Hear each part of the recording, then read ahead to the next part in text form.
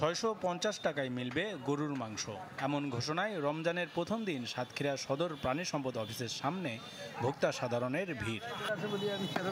ক্রেতারা বলছেন, পবিত্র রমজান মাস উপলক্ষে মাংস ছাড়াও সুলভ মূল্যে দুধ ও ডিম দেওয়ার প্রতিশ্রুতি দিয়েছিল জেলা প্রাণী সম্পদ অফিস।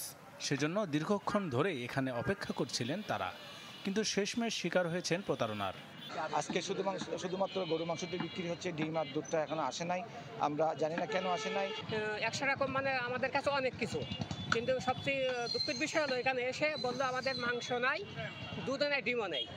তো জনভোগান্তি, জনগণের যে একটা আশা ছিল যে হয়তো এবার একটু আগে গতবার থেকে একটু অন্যরকম হবে, সবাই সমভাবে পাবে, কিন্তু দেখতে তার তো প্রতিফলন দেখতেছি। যদিও বিক্রেতার দাবি বরাদ্দ কম হওয়ায় ভোরেই বিক্রি হয়ে গেছে সব পণ্য। জি এখন আমাদের মাল স্টকে ফুরাই গেছে, কারণ গরুর দাম অনেক। 650 টাকা গোস্ত বিক্রি করে আমরা হিমশিম খেয়ে যাচ্ছে। জনভোগান্তির বিষয়টি স্বীকার করলেন প্রাণী সম্পদ অধিদপ্তরের কর্মকর্তা। আজকে যে আসলে না আসার তো কথা, কী কারণে এটা আমরা পরামর্শ না করে আমি এই মুহূর্তে বলতে পারতেছি না। আমি একটু পরে জেলা স্যারের সাথে কথা বলবানি।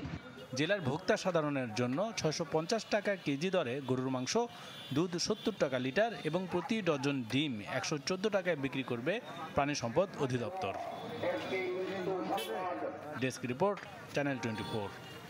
ভিশনের ফুলঝুরি মেগা অফারে ফ্রিজ কিনলেই পাচ্ছেন 16 পিসের আকর্ষণীয় গিফট বক্স একদম ফ্রি।